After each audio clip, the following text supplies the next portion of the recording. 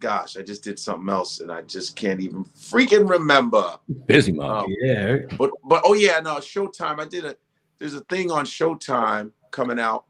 It's the Cosby documentary. It's called Let's Talk About Cosby.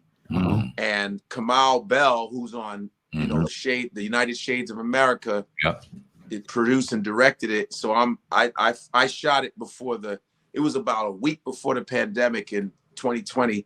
So that's going to Sundance Film Festival, and I'm all up in that. So, So got a lot of things coming around. You know what I mean? Dope. Did you now talk about that? Because Kamau, he comes from a different level sometimes. You never know where he's going to swing. Was it like, I don't want to angle it like a pro or anti-Cosby, but does it kind of go right down the line? How's that documentary shaped if you can't talk about it? I see everybody shot their stuff separately. So I shot about 4 hours. I was in Brooklyn. And because I worked for Cosby, one of my first gigs was warming up the audience for the Cosby Show, which was on CBS, not the old show, the newer one that he did.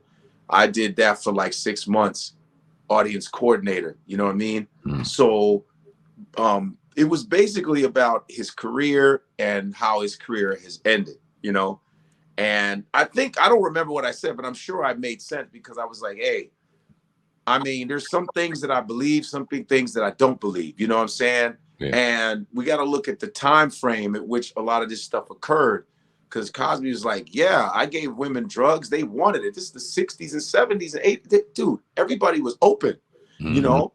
And I believe some stuff and some stuff I don't believe. I even heard I know a friend who actually got harassed by Cosby. Like she never reported him though. You know, he was trying to force himself, and she never reported. She never did. And I was like, damn. But I believe there were some women that actually went with it. You know what I mean? And a lot of times I think that when somebody doesn't get what they want, they go, okay, this person raped me, or this person did this to me, or this, you know, even though they were consensual with the drug taking, with the sexual, you know what I mean? I think it's both ways, because there are women that do get raped. Let's keep that shit 100. Right. Men rape women, man, and get away with that shit, you know? And, you know, and it's sad because I was giving him props on his comedic genius and everything he's done for Black people in television, all the great things he's done for Black people in television. I mean, Cosby literally changed TV, man, for Black people. Like in the 60s, he had I Spy in the 60s. He was the first African-American to be on a network television show, I Spy. Then he did Fat Albert, first African-American cartoon. You know, he had that. Then he was advertising for Jell-O and Texas Instruments. And then he was on the show called The Electric Company, which was in the 70s with Morgan Freeman. It was a children's show. It was right after Sesame Street. He was doing that, picture pages, education. You know, Cosby was killing it. Like, and you know, he actually sponsored one of the first, this guy named Willie T. Ribbs was one of the first like NASCAR race car drivers, you know, in a modern era. There's a documentary of Willie T. Ribbs, and Cosby was a sponsor of that. And yeah, and just for comedy, Cosby was one of the first dudes to be on national TV crossing over. And Cosby, you know, he influenced Richard Pryor. People don't understand that. Richard Pryor wanted to be like Bill Cosby. You understand? So Cosby was a pioneer for decades, 60s, 70s, 80s, 90s. And with Cosby Show, Different World, he changed the landscape of Black people going to college. The college matriculation increased when Different World came on. Everybody wanted to go to historical Black colleges. People wanted to get into education. He was literally influencing Black people and their education, their awareness of how to conduct themselves. And so then you had all this, and then you had the rape shit, you know.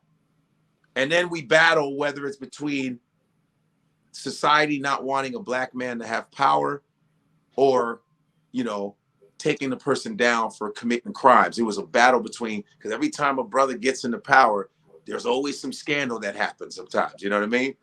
You look at Michael Jackson, like, look at what they did to him. And I don't believe any of the shit that Michael did, ever. I know he didn't touch no kids. I know that. No, he didn't touch no children. Bullshit. He has had a lot of juice. Michael owned half of Sony. He owned the Beatles category, all that. And he was an influence all over the world, and he was calling people out. Fact. So.